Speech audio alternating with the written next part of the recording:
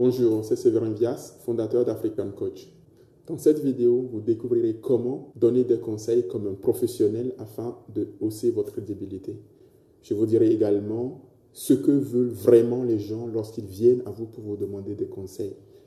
Il y aura également quelques règles que vous devez respecter lorsque vous donnez des conseils afin que vous ne créiez pas, au travers de vos conseils, de l'animosité ou des séparations avec les gens auxquels vous donnez des conseils afin de ne pas perdre des opportunités, des contrats et de garder une meilleure relation.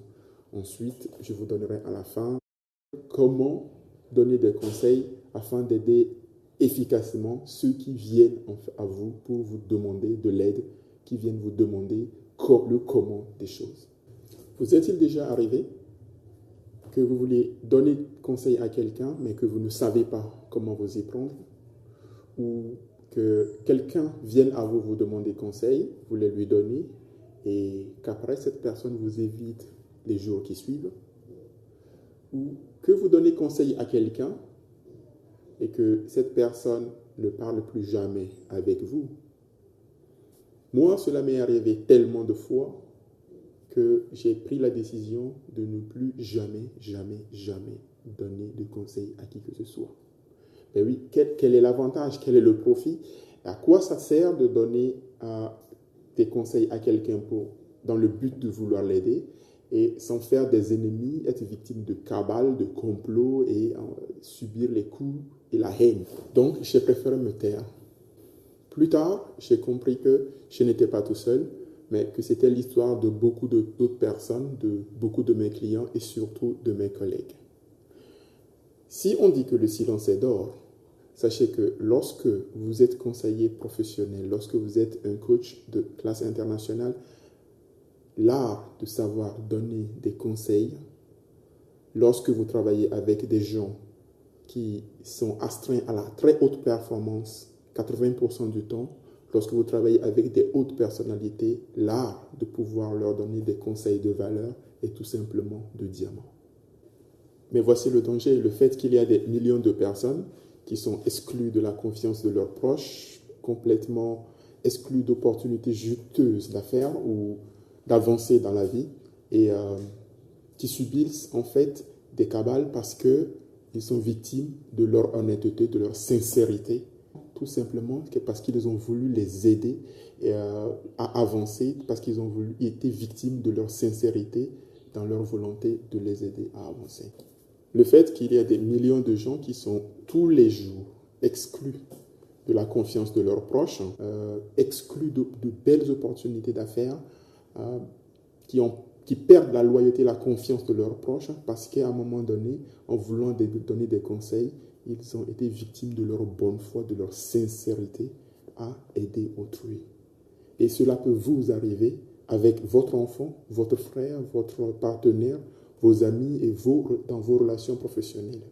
À tout moment, cela peut vous arriver.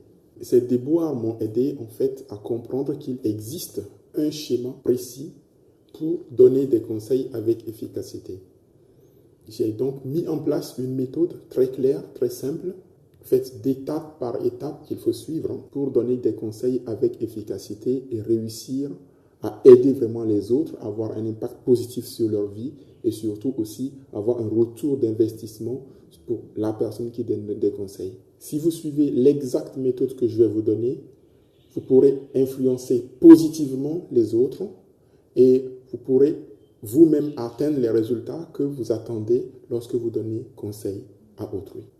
Voici donc ma méthode en 5 étapes pour donner des conseils avec efficacité. Étape 1, si on ne vous demande pas votre avis, c'est que les gens n'en veulent pas. Je répète, si les gens ne vous demandent pas votre avis, c'est qu'ils n'en veulent pas.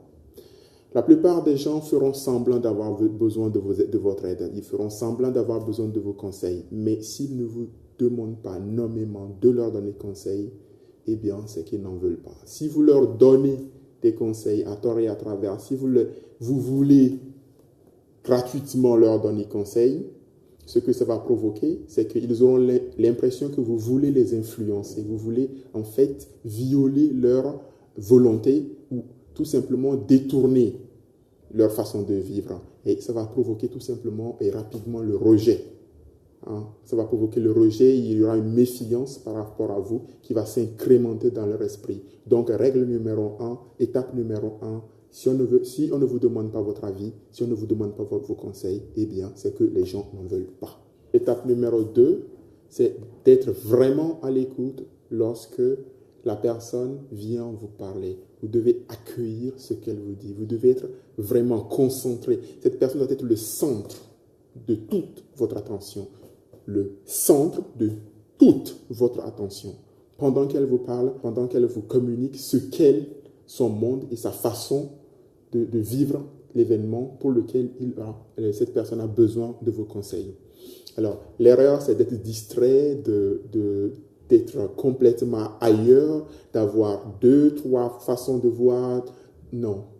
Si quelqu'un vous fait l'honneur, si quelqu'un vous fait la confiance, vous donne la confiance de vouloir se confier à vous, elle mérite au minimum 100% de toute votre attention.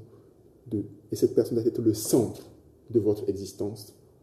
Deuxième étape donc, être 100% à l'écoute, être présent pendant que la personne vous parle.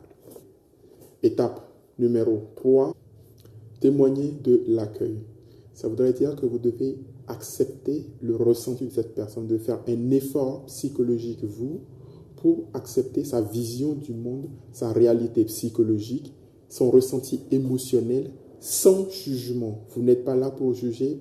Acceptez le monde, les vérités de cette personne, sans jugement. L'erreur, c'est de partir de votre vision du monde à vous et de commencer par lui dire « il ne faut pas ci, il faut faire ça, c'est comme ça ». Non. Prenez acte de la quantité et de l'importance de la confiance que cette personne vous fait en vous confiant et en vous donnant les clés qui vous permettent de rentrer dans son monde à elle, donc à lui. Donc, faites un effort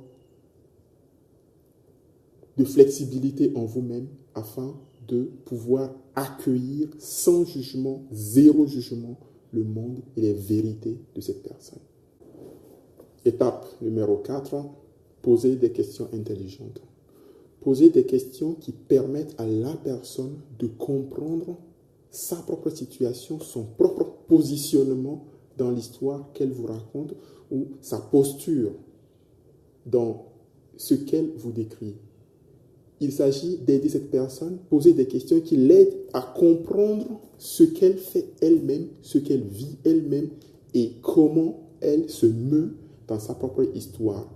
L'erreur ici, c'est de poser des questions qui vous aident, vous, à comprendre ce qui se passe. Il ne s'agit pas de vous, il s'agit de cette personne-là. Donc, le centre focal le plus important, c'est d'aider cette personne à comprendre elle-même sa propre problématique. Il ne s'agit pas de votre compréhension, c'est très important, poser des questions qui aident cette personne à comprendre sa propre situation en partant des questions ouvertes dès le départ et en allant vers des questions de plus en plus fermées quand vous voyez qu'il n'y a plus vraiment rien à tirer de cette personne. Ça va aider cette personne à mieux comprendre sa situation et dans beaucoup de cas, la personne peut déjà à partir de là prendre ses décisions, faire ses choix et n'aura plus besoin de vos conseils. Vous l'aurez déjà aidé par là. Cinquième étape, proposez-leur des perspectives. C'est en fait ce que veulent les gens lorsqu'ils viennent vous voir pour demander des conseils. C'est exactement ce qu'ils veulent. Ils veulent que vous leur proposiez d'autres façons de voir, des solutions, des propos, des options nouvelles. Ils veulent que vous leur donniez des perspectives, vous donnez des modèles auxquels ils n'ont pas pensé. Plus vous leur donnerez d'options, plus vous leur donnerez des perspectives, des modèles, des simulations, plus vous pourrez les aider. Et c'est pour ça, c'est pour avoir en fait une vision qui dépasse la leur, une vision qui va au-delà de leur propre capacité à anticiper et à voir ou à solutionner un problème qu'ils viennent vous voir. Ils veulent, en plus de cette multitude d'options possibles, ils veulent que vous leur laissiez le choix de prendre la décision eux-mêmes. Vous leur proposez des options tout en leur donnant l'impression et en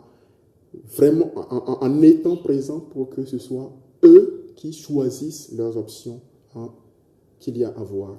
Donc, votre capacité à fouiller et à aller au plus profond pour donner le maximum d'alternance, le maximum de perspectives, c'est ce qui va être votre capacité à conseiller une personne. L'erreur, c'est de leur dire la solution c'est, les solutions sont. Non, vous ne leur donnez pas des solutions, vous leur donnez juste des simulations, des perspectives, des modèles et des options. Et vous leur laissez le choix de prendre la décision qui les concerne par rapport à leurs problématiques ou à leurs objectifs. Vous leur dites, si vous faites A, vous aurez B. Si vous faites B, vous aurez C. Si vous faites C, vous aurez D. Donc, vous leur mettez les options de façon très claire à ce qu'ils puissent faire leur choix eux. Et l'étape numéro 6, la dernière, c'est en fait de leur donner des conseils seulement s'ils vous le demandent.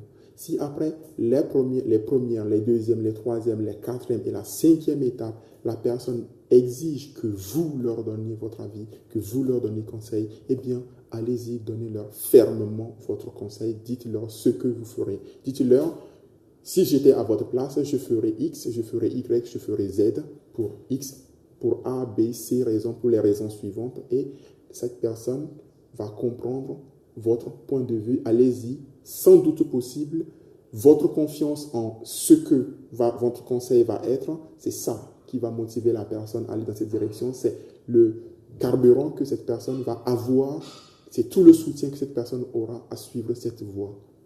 Sixième étape, vous passez obligatoirement, pour aller à la sixième étape, vous passez obligatoirement par les étapes 1, 2, 3, 4 et 5. Et si seulement la personne insiste, vous leur donnez conseil, vous y allez directement, fermement, avec enthousiasme et vous justifiez pourquoi vous feriez A, B ou C. Si vous suivez les étapes 1, 2, 3, 4, 5 et 6, telles que je vous les décris ici, vous arriverez au maximum d'impact pour ces personnes, vous les aiderez efficacement et vous, en retour, vous bénéficierez aussi d'une réponse positive par rapport à ces personnes et à leurs problématiques.